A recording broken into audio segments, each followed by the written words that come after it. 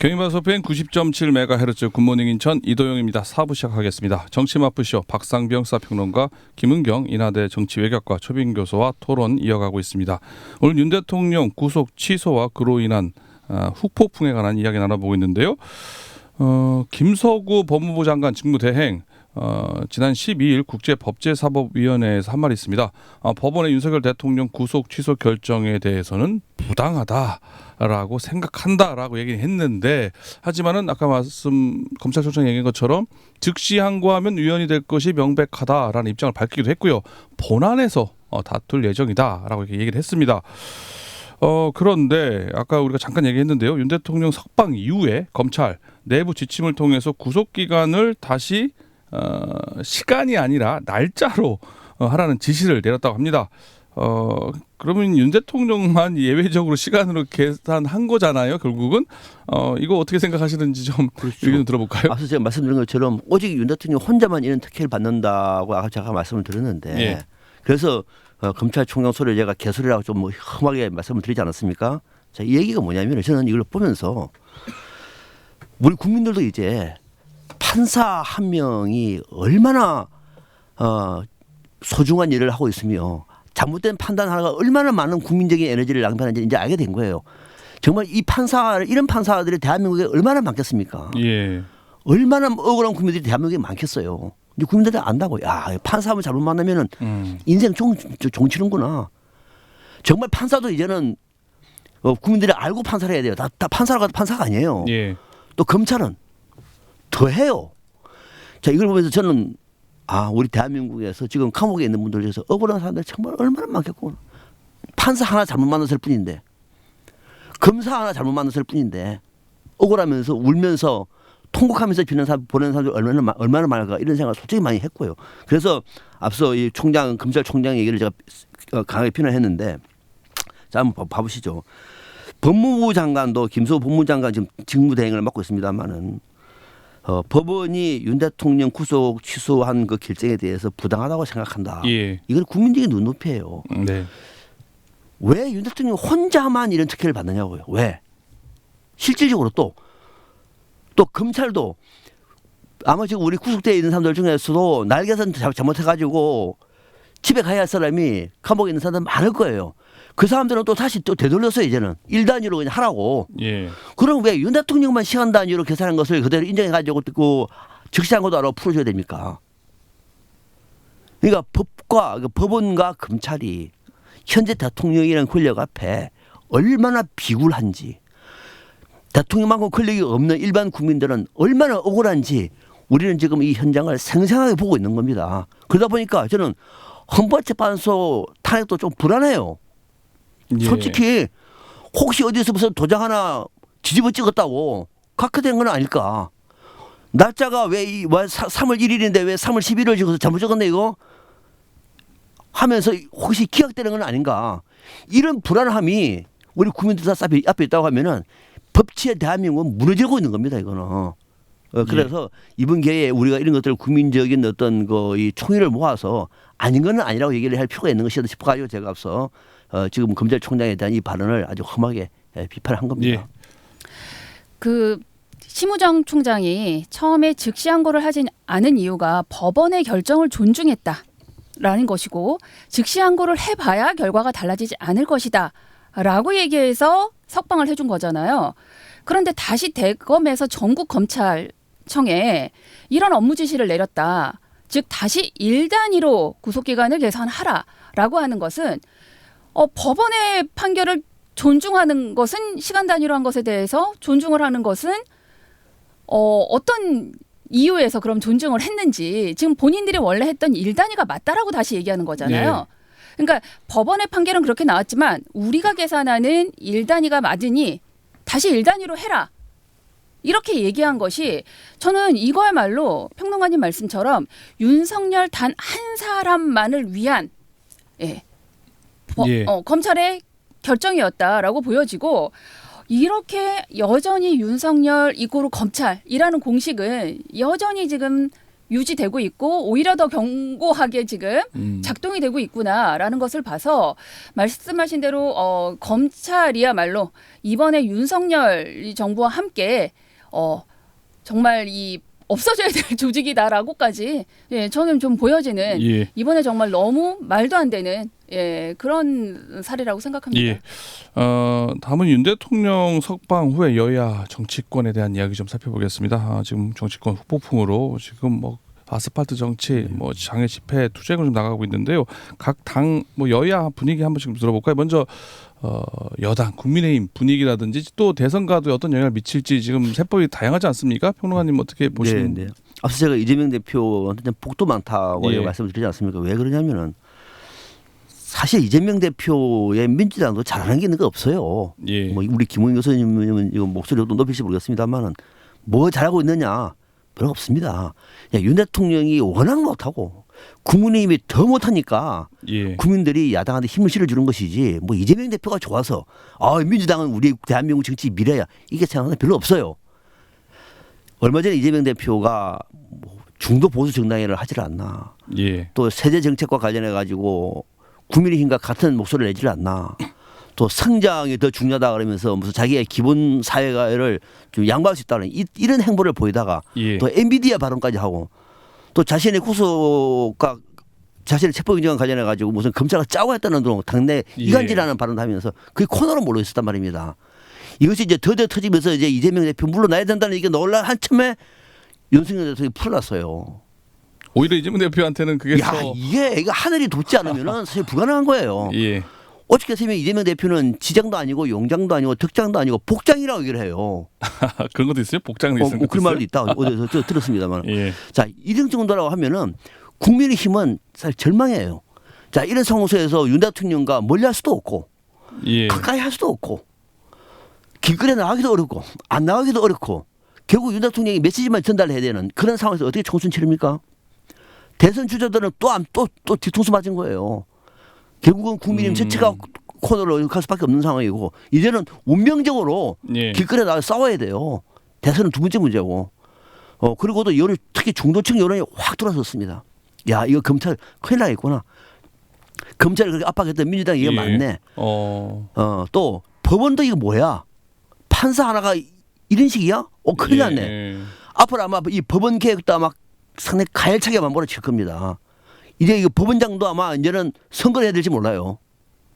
아무튼 거기다가 중도층에서 이제는 경각심을 가지면서 이제 광장에 나오고 있습니다. 예. 그러다 보니까는 민주당은 갑자기 큰 우군이 생긴 것이고 국민의힘은 더 코너로 몰리고 있는 거죠. 예.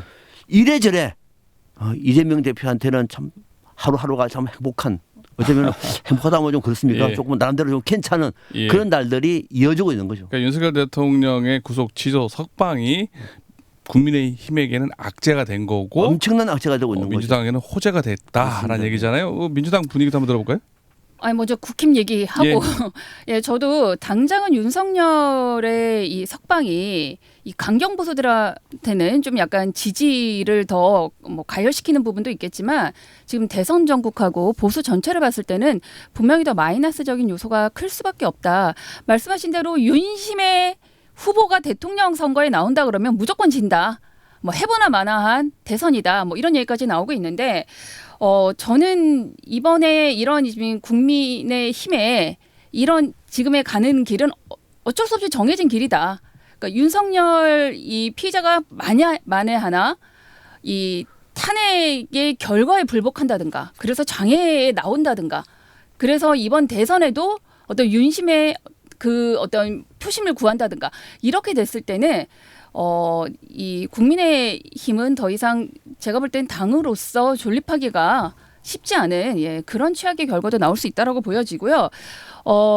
말씀하신 대로 민주당은 오히려 이 석방이 지금은 좀 이 민심이 더 불안해지고 그래서 이제 장애로 나올 수밖에 없게 만들었지만 대선 가도에는 훨씬 더 좋은 그런 구도가 만들어졌다라고 보여지고 지금 민주당이 지금까지는 이런 장애 집회를 나온다든가 하지 않고 좀 민생을 좀 책임지자 이 거대 야당으로서 그리고 차기에 또 정권을 잡을 수 있다. 라는 이제 가능성이 좀 있다 보니까 뭔가 이제 먹고 사는 문제에 좀 신경을 쓰려고 했던 부분들이 많지 않았습니까? 이제 탄핵이 이제 의결된 이후에는.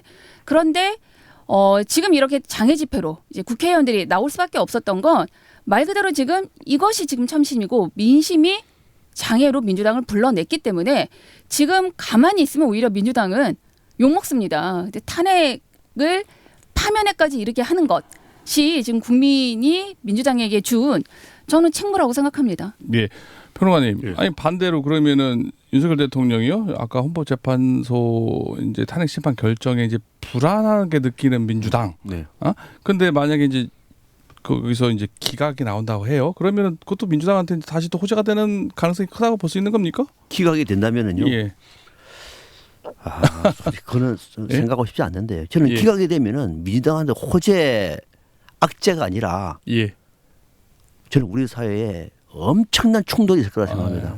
우리 사회에 엄청난 충돌. 자, 지금 우리 사회는요, 사실 펄펄 끓고 있습니다. 이번에 예. 제가 앞서 말씀드린 것처럼 법원과 검찰이 윤 대통령 한 사람만 혜택을 보는 판단을 했어요. 네. 2025년 3월 오늘날의 대한민국의 사법 시스템이 이 정도입니다. 오직 한 사람만. 일반 국민들은 정말 피눈물이 나는 얘기란 말이에요. 윤 대통령을 지지하고 지지하지 않고의 문제는 두 번째 문제예요. 왜 대통령 한 사람만 이게 특혜를 보는 것이 대한민국의 오늘날 법입니다. 예. 자, 그러면은 이런 상황 속에서 펄펄 끓고 있는데 만약에 헌법재판소가 기각이나 각하를 시키면은 펄펄 끓고 있는 민심에 불을 지피는 거예요. 그거 감당할 수 있겠습니까? 저는 감당 못합니다. 저도 어제 한 인터뷰에서 그 얘기했습니다만은 감당하기 어렵습니다. 이제 국민들이 분노하는 거는요. 분노하는 거는 누구도 막을 수 없어요. 그럼 경찰이 무장경찰을 와야 됩니다. 무장경찰을 못 막으면 군인이 와요. 예.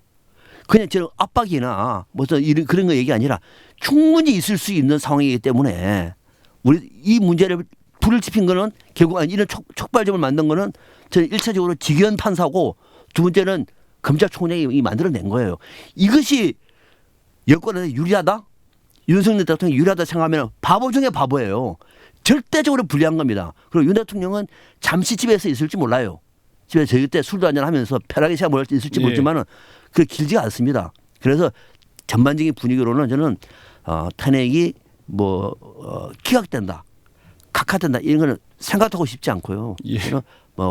인용될 수밖에 없을 것이다. 그것이 민주주의 회복력이고 그것이 헌정 질서의 정상으로 가는 길이다 이렇게 보고 있습니다. 예. 만약에 지금 구속이 취소가 돼서 석방이 돼서 지금 거리로 활보할 수 있는 윤석열 피의자잖아요. 만에 하나 정말 탄핵이 이건 정말 저는 있을 수 없다고 생각하지만 기각이 되면 내란죄 피의자가 동시에 군 통수권자가 되는 상황이 되는 겁니다. 그러면 지금도 나오는 얘기 계엄이 다시 선포될 수 있다라는 그 가능성이 훨씬 높아지는 건데 저는 이 민심을 떠나서 헌법재판관들이 이런 상황을 만들 수가 없다. 만들지 않을 것이다. 그리고 더 중요한 건 탄핵의 사유가 너무 넘칩니다. 그중에 하나만 해당이 돼도 저는 탄핵이 인용될 수밖에 없는 상황이기 때문에 이건 박근혜 전 대통령 때보다 훨씬 더 탄핵의 인용 가능성은 높고 민심이 아무리 이렇게 이 극우 지지자들이 이런 행태를 보인다고 하더라도 지금 이 구속이 취소된 이후에 이 탄핵을 해야 된다. 즉 파면해야 된다라는 국민의 목소리도 만만치 않게 나오고 있습니다. 그래서 저는 헌법재판관들이 헌법에 준하여 탄핵 심판을 하리라. 그렇다면 탄핵은 인용될 수밖에 없다. 시간이 좀 걸리더라도 결과는 바뀌지 않는다. 지금 시간 좀 걸리더라고 얘기를 하셨잖아요. 그런데 원래 예상으로는 이번 주 금요일 날에 선거 날 거다 내일이죠. 예상을 했었는데 지금 현재 결정이 좀 늦춰지고 있습니다. 역대 노무현 전 대통령, 박근혜 전 대통령의 기간보다 훨씬 더 지금 고민을 하고 있는데 그러다 보니까 이게 윤석열 대통령의 석방과 좀 영향이 미치는 거 아니냐? 이거 좀 더 불안한 거 아니냐? 이런 시각도 있잖아요. 없다고는 볼 수 없죠. 예. 앞서 이제 김 교수님은 탄핵돼야 할 사유는 차고 넘치다고 말씀하셨는데 맞아요. 윤석열 대통령이 구속돼야 할 사건도 차고 넘쳐요. 구속이 안 됐잖아요. 결산 잘못하는 바람에 더하기 빼기를 잘못한 거야. 헌법재판소도 이 더하기 빼기가 아니라 뭐 우리는 곱하기를 잘못했네. 이렇게 되면 풀릴 수도 있어요. 예. 그걸 어떻게 믿습니까? 그 정도로 허술하다고요. 제가 말씀드리는 거는 그렇게 우리의 이 판사라든지 검사의 이 시스템이 허술하다고요. 어떻게 허술하냐? 강자 앞에서는 허술한 거예요. 법을 다 피해가는 거예요. 네. 법비들이 일반 국민들은 정당한 일을 하고 난 다음에도 억울해가지고 감옥에 있는 사람들이 얼마나 많겠습니까? 그래서 제가 그 얘기를 하는 건데 그러나 법원과는 달리 헌법재판소는 차원이 좀 다르고 또 이분 같은 경우는 형사의 내부 문제가 아니라 헌법에 대한 어떤 위헌 문제를 하는 것이기 때문에 저는 당연히 인용될 것을 봅니다만은 예. 만에 하나 어떤 절차 때문에 잘못돼 가지고 뭐 기각이 된다든지 할 경우에는 이것이 어떻게 여야가 어떻게 분리할까? 저는 이 땅의 보수의 완전한 괴멸을 국민들이 이끌어낼 것이다. 그리고 윤 대통령은 이미 채우기 어려울 것이다. 그리고 그때 무슨 계엄 선포한다. 모든 책임은 윤 대통령한테 갈 것이고 그 원흉은 결국은 지휘원과 심우정으로 저는 기회될 것이고 우리 대한민국 국격은 저는 다시 이제 예. 선진국에서 중진국으로 내려가는 그 일만 남았다 이렇게 봅니다. 예. 이번 3월 14일을 이제 유력한 선고일로 다들 예상은 했는데 13일에 최재 감사원장과 이제 검사들 판결을 하거든요. 그러면 사실 14일에 하기가 쉽지는 않아 보이긴 합니다. 예.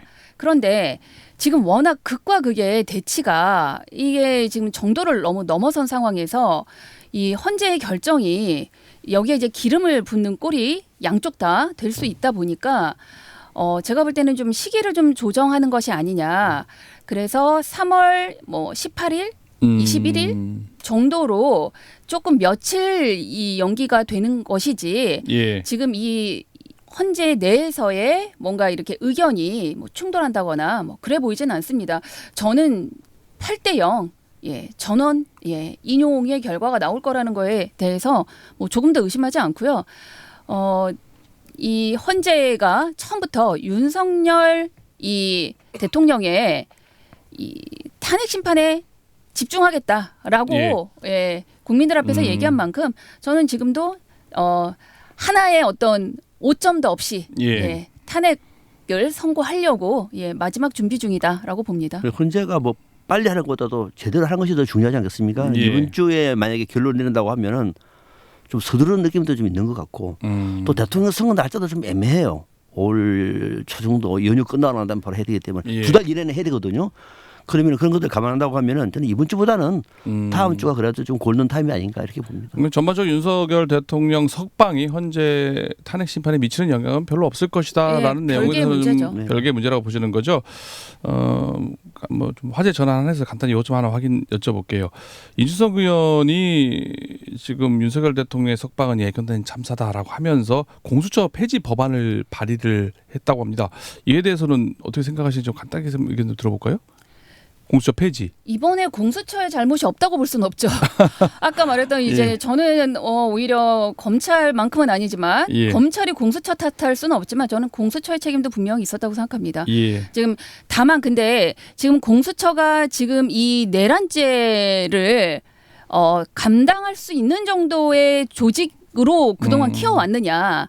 저는 오히려 문재인 정부 때 급하게 공수처를 만들었고 그 이후에 윤석열 정부가 이 공수처를 키우지 않았거든요. 그러니까 맡을 수 없는 이 상황에서 이 너무 큰 사건을 이 공수처라는 너무 작은 조직에 더군다나 검찰과 어느 정도는 또 갈등 관계에 있을 수밖에 없는 그런 조직에 이 사건을 맡겼다는 게 저는 일단 문제였다고 생각해서 이걸 폐지할 것이 아니라 제대로 저는 필요하다고 봅니다. 고위공직자에 대한 이 별도의 수사는 필요하다고 보기 때문에 저는 제대로 공수처를 다음 정부는 만들어야 된다. 그 역할을 할 수 있도록.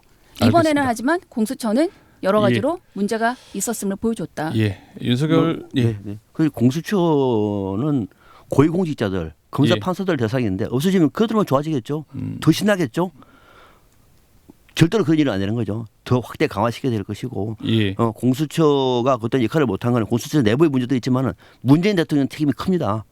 만들어만 놨지 기능이라든지 이런 것들을 조그맣게 만들어서 역할을 할 수 없도록 만들어놨어요. 앞으로 다음 정권에서는 좀 더 확대 강화되기를 기대할 뿐입니다. 예, 이준석 의원의 공수처 폐지 법안 발의에 대해서는 좀 부정적인 생각으로 정리를 하겠습니다. 오늘 이야기 여기까지 듣도록 하겠습니다. 오늘 두 분 출연해 주셔서 고맙습니다. 고맙습니다. 네, 감사합니다. 지금까지 박상병 사평론가 김은경 인하대 초빙 교수였습니다.